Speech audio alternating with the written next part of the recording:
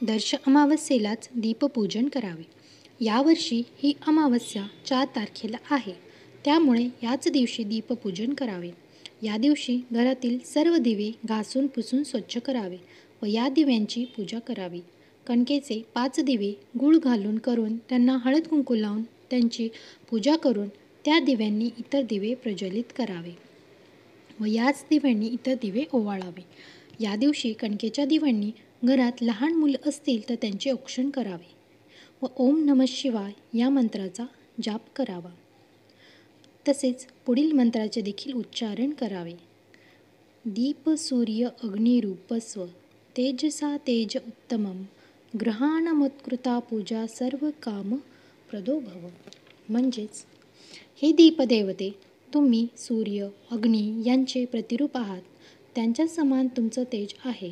माझ्या या घरात मी तुमची पूजा करत आहे. तुम्ही मला प्रसन्न होऊन माझी सर्व कामे यशस्वीपणे पूर्ण होतील असा आशीर्वाद द्या आणि माझं जीवन उज्ज्वल करा. हा मंत्र कमीत कमी 11 वेळा म्हणावा. आपलं शरीर पंचमहाभूतांनी बनलेलं आहे. अग्नी तो तेज देतो. त्यांची ज्योत प्रत्येक हृदयात असते. ही ज्योत आहे तोपर्यंत जीवन असते. ही ज्योतच जीवन तेजस्वी करते. म्हणूनच आपली संस्कृती तेजाचे म्हणजेच दिव्यांचे पूजन करते. जिथे तेज आहे तिथेच लक्ष्मी राहते.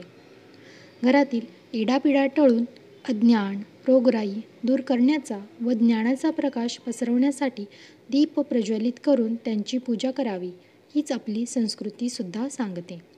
मनातील अज्ञानाचे, अंधाराचे, अविचाराचे मळ दूर होत जीवन प्रकाशमय व्हावे यासाठी दीपपूजा करावी.